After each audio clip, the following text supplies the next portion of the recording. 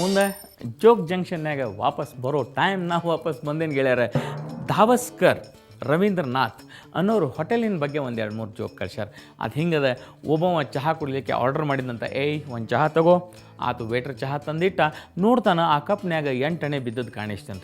ಏನೋ ಏನಿದೆ ಚಹಾದಾಗ 8 ಅಣೆ ಬಿದ್ದಲ್ಲ ಯಾಕೆ ಅಂತ.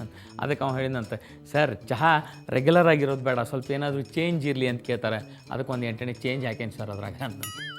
ಹೋಟೆಲಿನ ಬಗ್ಗೆ ಇಂಥ ಇನ್ನೊಂದು ಜೋಕ್ ಅವ್ರು ಕಳ್ಸ್ಯಾರ. ಒಂದು ಸರ್ತಿ ಬೋಂಡಾ ಆರ್ಡ್ರ್ ಮಾಡಿದ್ನಂತ ಒಬ್ಬ ಗಿರಾಕಿ. ವೇಟ್ರ್ ಹೋಗಿ ಕೊಟ್ಟ, ಒಂದು ಬೋಂಡಾ ಅಲ್ಲ ತಗೋರಿ ಸರ್ ಹಿಂಗೆ ತೆಗೆದು ನೋಡ್ತಾರೆ, ಅದ್ರಾಗ ಒಂದು ಜೊಂಡಿಂಗ. ಏನಿದು ಬೋಂಡಾದಾಗ ಜೊಂಡಿಗೆ ಅದಲ್ಲ, ಮತ್ತು ಸರ್ ನೀವು ಕೊಡೋ 8 ರೂಪಾಯಿಗೆ ನಾ ಏನು ಆನಿ ಹಾಕಿ ಕೊಡ್ಲೇನು ಅದ್ರಾಗ ಅಂತ. ಗೌರಿ ಹಿರೇಮಠ ಅನ್ನೋರು ಒಂದು ಭಾರಿ ಇಂಟ್ರೆಸ್ಟಿಂಗ್ ಜೋಕ್ ಸರ್. ಒಬ್ಬ ಹೋಟೆಲಿಗೆ ಬಂದಂತ, ದಿನ ಬರೋವ, ಅಲ್ಲಿ ದಿನ ಟಿಫಿನ್ ಮಾಡ್ಕೊಂಡು ಹೋಗೋವ.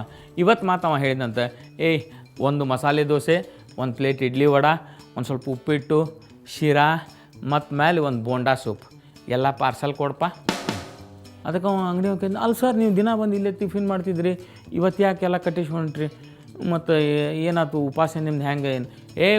ಉಪವಾಸ ಏನಿಲ್ಲಪ್ಪ, ಇವೆಲ್ಲ ನನಗೆ ಮನ್ಯಾಗ ಹೋಗಿ ತಿಂತೀನಿ, ಯಾಕಂದ್ರೆ ಡಾಕ್ಟ್ರ್ ಹೇಳ್ಯಾರ ಹೋಟೆಲ್ನಾಗ ಏನು ತಿನ್ನಬೇಡ ಅಂತೇಳಿ.